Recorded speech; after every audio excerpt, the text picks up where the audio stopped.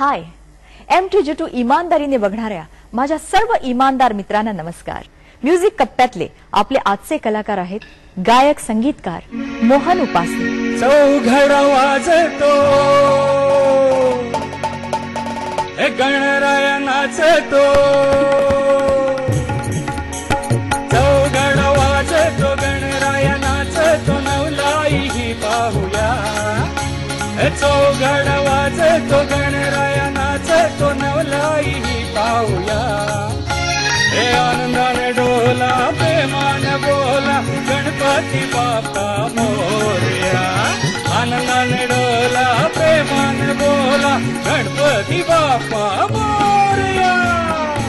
अत्यंत उत्साहवर्धक आणि प्रफुल्लित करणारी अशी रचना होती. गेली 15 वर्ष तुम्ही गायक, संगीतकार आणि पार्श्वसंगीत रचनाकार या नात्यानं ह्या इंडस्ट्रीत आहात. तर ह्यातली कोणती भूमिका सगळ्यात जास्त जवळची वाटते तुम्हाला? माझ्या हिशोबाने मला संगीतकार म्हणून माझी भूमिका जरा जास्त जवळची वाटते. कारण बेसिकली मला सुरुवातीपासून वाटत होतं की आपल्या काहीतरी स्वतःच्या रचना असाव्यात आणि त्या हिशोबानेच मी या इंडस्ट्रीमध्ये सुरुवात केली. पण जेव्हा जेव्हा आपण गेलो रचना ऐकवताना मला असं वाटायला लागलं की माझा आवाजही थोडा चांगला आहे, तर आपण गाऊही शकतो. आणि प्रोसेसमध्ये जेव्हा मी काही जणांना भेटलो तेव्हा नॉर्मली आम्ही काही आमचे स्क्रॅच ऐकवतो सुरुवातीला गाण्याचे. तर त्याच्या वेळेस काही वेळा असं व्हायचं की आम्हाला लारा लारा टारा टारा केलं तर समोरचं म्हणायचं की आम्हाला समजत नाहीये ती रचना काय आहे ती. मग त्यावेळेस असं वाटलं की काहीतरी शब्द टाकणं पण जरुरी आहे त्यावेळेस.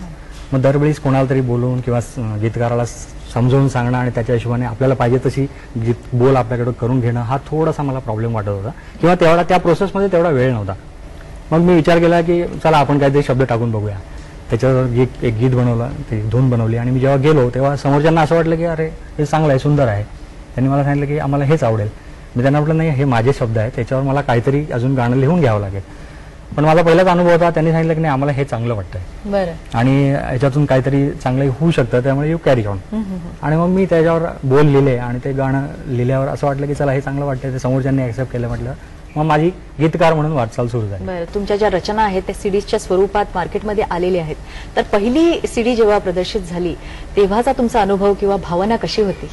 ही माझी पहिलीच सीडी जी बाजारात आली होती, त्याचं नाव होतं चौघडा वासो गणपती नाचतो. आता मी जे गाणं सादर केलं तर ती पहिलीच सीडी होती. आणि त्याच्यात मला उत्स्फूर्तपणे मला हे रिस्पॉन्स मिळाल्यामुळे मला असं वाटायला लागलं की त्या पहिल्या ह्याच्यातच मी एकदम म्हणता येईल हवेत गेलो. आणि तशीच रचना होती ती आणि मंगल मूर्तींपासून ती रचना सुरू झाली. फार चांगली मंगलमय सुरुवात झाली. आता कुठली रचना तुम्ही सादर करणार? आता मी ऍक्च्युली आजच्या या कार्यक्रमासाठी एक रचना तयार केलेली आहे आणि सायली महाडिक म्हणून माझी एक सिंगर आहे, खास या कार्यक्रमासाठी. खास या कार्यक्रम. अरे वा.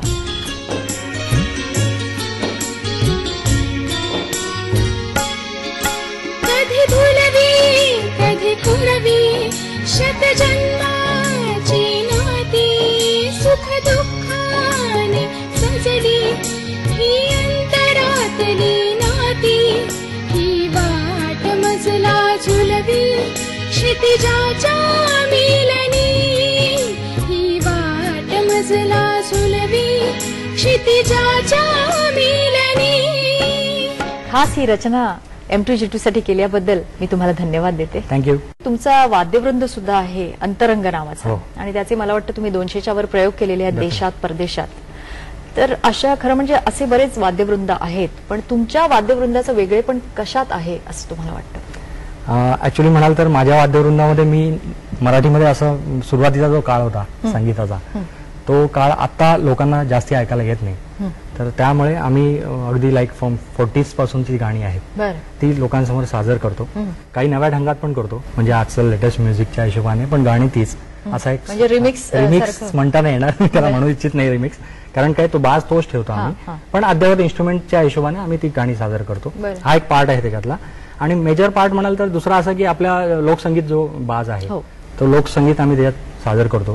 प्रदेशात गेल्यावर काही लोकांना आपल्याकडचे जे लोकसंगीत आहे ते त्यांच्याकडे अजूनपर्यंत त्या प्रमाणात पोहोचलेलं नाहीये किंवा दुसऱ्या वेगळ्या मार्गाने पोहोचलेलं आहे की जे प्रॉपर लोकसंगीत नाहीये.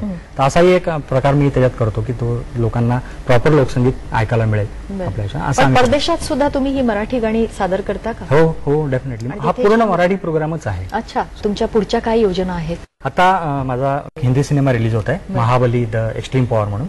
त्याच्यामध्ये मी 7 संगीतबद्ध केली आहेत गाणी मीच लिहिलेली आहेत आणि शानने 2 गाणी गायली आहेत. वैशाली सामंतने गायली आहे, मधुश्री म्हणून आहे तिने गायली आहे, बरं. आणि 2 हिपहॉप कम लहान मुलांची गाणी आहेत. अच्छा. इनफॅक्ट सायलीने त्याच्यात एक गाणं गायलेलं आहे. अच्छा. आणि ॲज वेल ॲज लवकुश म्हणून माझी एक अॅनिमेशन मूवी रिलीज होते.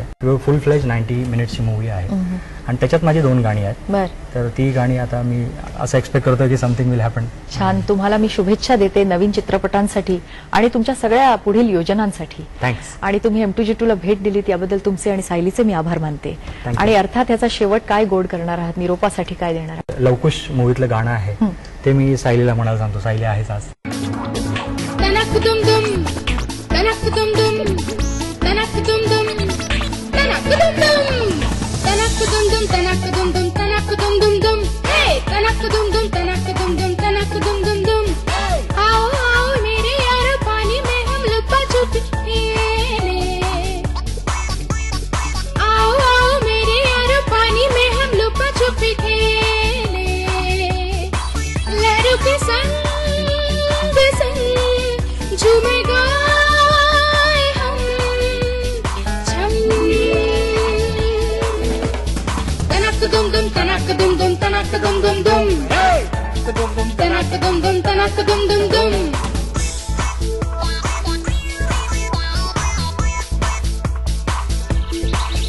कभी दाएं कभी बाएं कभी ऊपर कभी नीचे यारो संग संग संग मैं झूमूं